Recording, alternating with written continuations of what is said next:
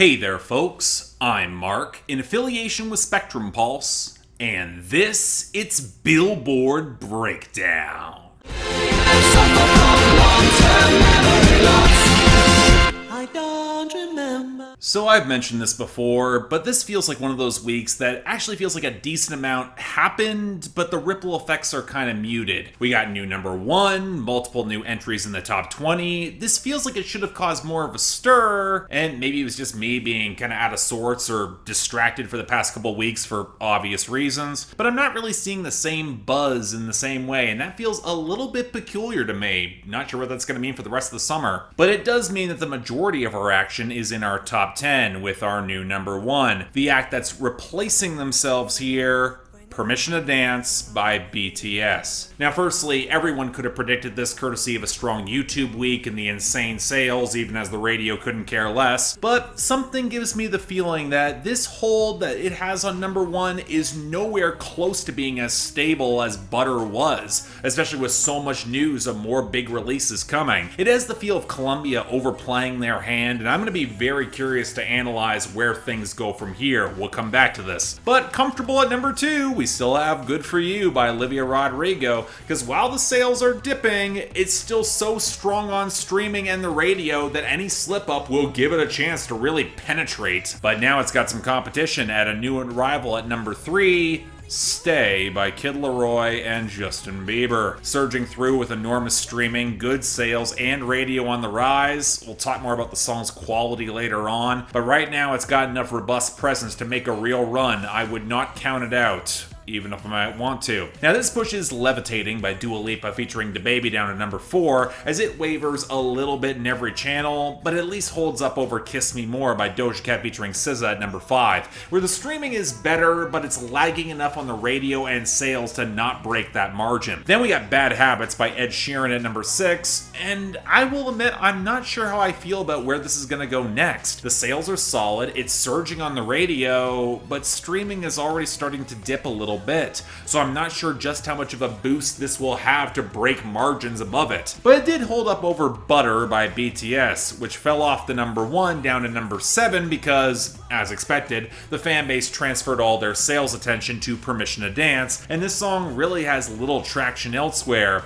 So to see this is rather gratifyingly transparent, but it also highlights that real issue I mentioned earlier by splitting the attention of the fan base and demanding that many more sales buys come in per week, even with the funneling operation of international fans reimbursing US buyers, because apparently now that's a thing. Expecting the fandom to strong-arm 2 songs up the charts, especially if Columbia continues to ignore any reinforcement effort in the radio or streaming, seems like a short-term solution that I just can't see lasting, especially in the face of some coming competition and the redoubled financial ask going over and over. Now, it knocked back Montero, Call Me By Your Name by Lil Nas X down to number 8, although I'd attribute more of that to momentum in all channels just slowing down a little bit. And then holding up their spots at the end, we got Save Your Tears by The Weeknd featuring Ariana Grande at number 9, it's making its slow exit, and Deja Vu by Olivia Rodrigo at number 10, which is narrowing the airplay margin and will probably pass it if the streaming remains even somewhat consistent, and it probably will. And that takes us to our losers and dropouts. As expected, Trackstar by Mooski clinched its year-end list spot, along with What's Next by Drake falling out yet again, but it also looks like Made For You by Jake Owen is gonna fall short as it exits. Kind of a pity, I really like that song. But when I said the ripple effects, they are pretty muted. It refers more to our losers, in which we only really have a few. For starters, Red Light Green Light by DaBaby is just imploding at 67. Can't happen fast enough. And Wasting Time by Brent Faiyaz featuring Drake lost all of its momentum off the debut down to 96. Sadly, Was Your Name by Tyler the Creator featuring Youngboy Never Broke Again and Ty Dolla $ign, it's still slipping down to 69. But I'm also a little bit more intrigued by Build a Bitch by Bella Porch skidding down to 84. The song has had a surprisingly okay run in the Hot 100. Frankly, I'm shocked it has lasted this long. And you know, we have even fewer gains this week. As I expected, Drunk and I Don't Want to Go Home by Elle King and Miranda Lambert. It's got some sales and radio traction now, so it's gone up to 53. And Essence by WizKid featuring Thames got a nice boost off of its debut to 72. But the one real issue is One One Too Many by Keith Urban and Pink up to 52. This song has been on the charts for well over 20 weeks. It still has not cracked the top 50, which normally means that's getting punted over a month ago onto the recurrent list. But since Nashville radio has actually come around to this, and by that I mean just goddamn barely, it's allowed to stick on the Hot 100. See, the larger truth here is that Billboard plays fast and loose with their own recurrent rules, especially if the artists are long-running chart stalwarts that are well-liked in the music industry. Pussy Fairy by Jhené Aiko had a similar exception carved out for it last year. So really, knowing all that, my real frustration comes less with the hypocrisy and more that One Too Many is embarrassing crap that should have been left to die on the vine months ago. It's really only persisting on industry support and disappointing all the longtime fans of both acts that actually expect better. But you know, to move into slightly less soul-crushing territory, given that we don't actually have any returns this week, we do have a healthy list of new arrivals. Starting off with number 100, Next Girl by Carly Pearce. Knows how to make you think you're the best thing, but I know what happens next. Girl. You know, I get asked why I don't cover Carly Pearce in more detail, presumably given that she's one of the women that Music Row is throwing some real promotion, and I'll admit I'm a little bit at a loss as to why I'm not more excited or interested. I don't think she makes bad music by any means. It's often very well produced and pretty well written and performed, but you know, I've struggled to find a song that's really great or would put her over the top for me. But you know what, I've gone into her music with some reasonable expectations now, and thus with this new song, yeah, you know what? This is close to really getting there for me. I like the faster tempo, driving some of the sharper acoustic strumming, even if the hand claps can feel a little bit cliche. But what I like from Carly Pearce is putting more of a focus on the narrative in her songwriting, where she's trying to give advice to the next girl coming up to her ex, where he's a bit of a Casanova type who's likely gonna lie about Carly Pearce. But on the second verse, she recognizes that she has some baggage that she was taking to that former relationship, and I like some of the balance in the framing. So yeah, really damn good song, and considering how sharp this hook is, yeah, I can see this growing on me if it sticks around. Solid stuff. I dig it. Number 94, De Museo by Bad Bunny.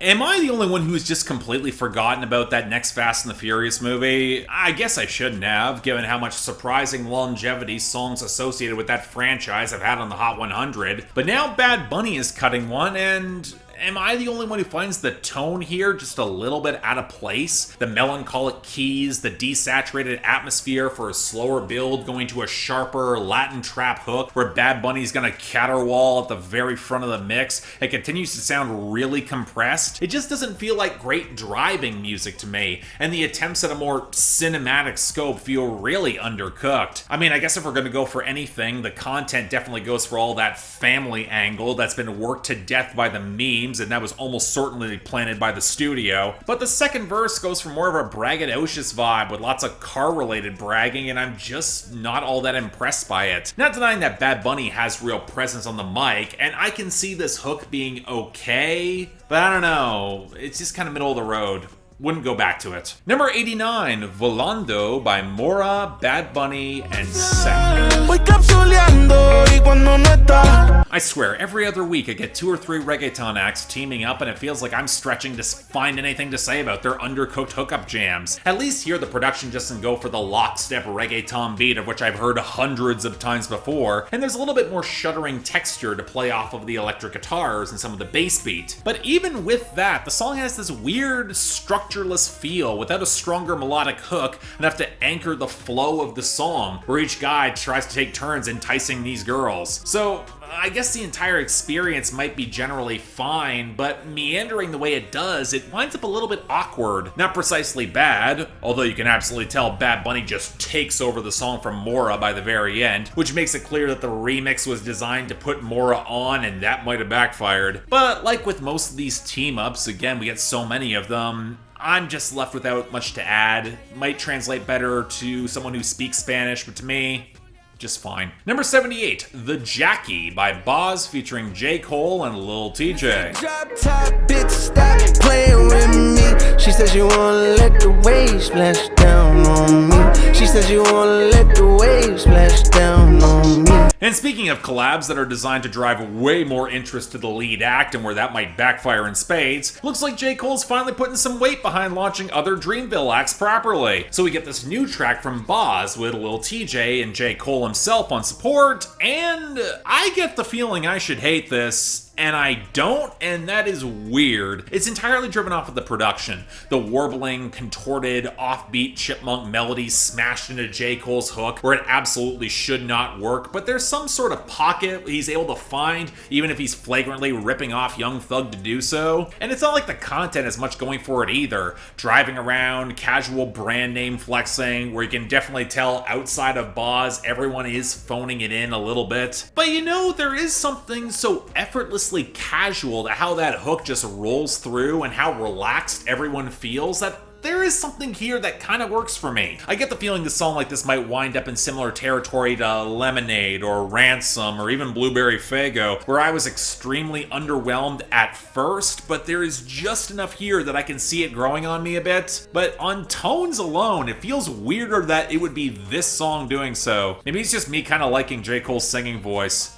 Even that feels weird to admit, gotta say. Number 50, Memory by Kane Brown and blackbear. I don't know how to calm down, help me now. I'm running on empty, and I don't wanna be a memory. I get the depressing feeling that Kane Brown is gonna wind up making pure pop music, and I mean, I get it. Music Row is a right pain in the ass for everyone, but it kind of stings here, because Kane Brown's always had a lot more vocal character and talent than the crap he's often been saddled with. And given now that he's working with blackbear, we got a prime example of that in pop too. Now, to be fair, blackbear is less noxious here than usual, but that's more because this feels like a collab that was built out of necessity rather than any sort of distinctive idea. Kane Brown has about the dullest delivery possible, as he stays primarily in his lower register to play off the noisier drums and the guitar line, which actually builds to a pretty okay hook, and then blackbear shows up, with the vocal fidelity obviously different. If you're gonna do this sort of collab, don't make it so obvious you were in different studios, likely in different states, and any attempt at the vibe just dies for me. And while some of that might be intentional, this is a song where they seem resigned to live hard and crash out to fight back against the emptiness, but I miss when these songs would lean a lot less on the melancholy and a lot more on the riotous impact. So, you know, it's fine, I guess, which is better than most of the time blackbear could ever hope for. But from Kane Brown, paradoxically, I was expecting more from this. He's better than this. Just saying. Number 39, NDA by Billie Eilish.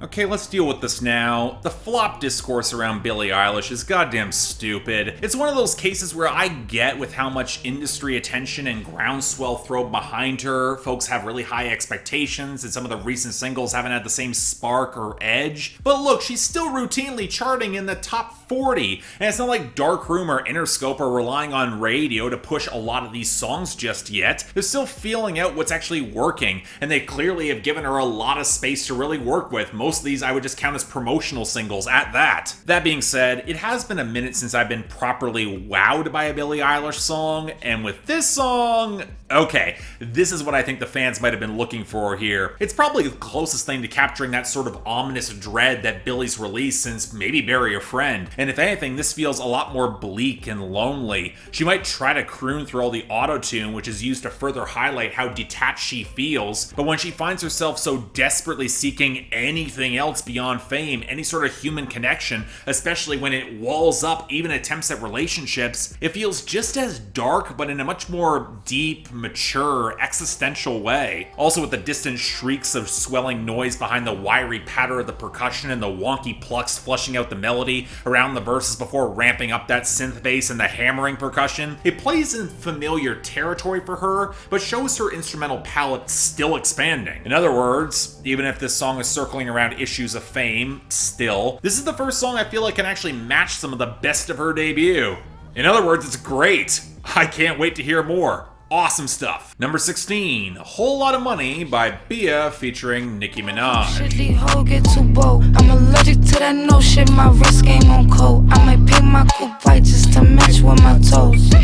Yeah. Okay, this really surprised me. For those of you who don't watch reality TV, you might recognize BIA from that god-awful collaboration with Russ, Best on Earth, but she showed up on Nicki's radar, who decided to hop on the remix of this song with a big announcement that seemed to imply way more than just the remix. And I gotta be honest, if I'm a diehard Nicki Minaj fan, I'm not sure there's enough here to really satisfy. Yeah, BIA might be the first woman that Nicki Minaj has ever had good chemistry with outside of Ariana Grande, but outside of a callback to one of Nicki's old 2009 drops and the utterly audacious line that opens up her verse, I just don't think there's that much here. The overweight bass and spare percussion gives us little actual melody to work with. BIA otherwise sounds disengaged in her flexing, and the entire song feels very haughty and coasting on a lot of attitude. And yeah, it's not surprising coming from either of these two, and I know it'll play likely well to their diehard fan base and audiences, but I'm not sure this is the mentorship experience that's going to be enjoyable for anyone else around it. I mean, it's not bad per se,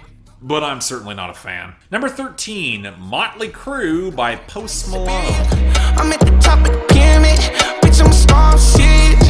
We gonna play serious. Came with the gang of myriad, came with the gang of myriad, came with the Motley Crue. You know, I was wondering what Post Malone would be coming back with after Circles became omnipresent throughout last year. It's not like he was touring, so literally he could go in any direction. And even if the buzz was suggesting that this song was terrible, I was legit curious about it. Something I would never have admitted to myself about Post Malone several years ago. So, okay, let me say this.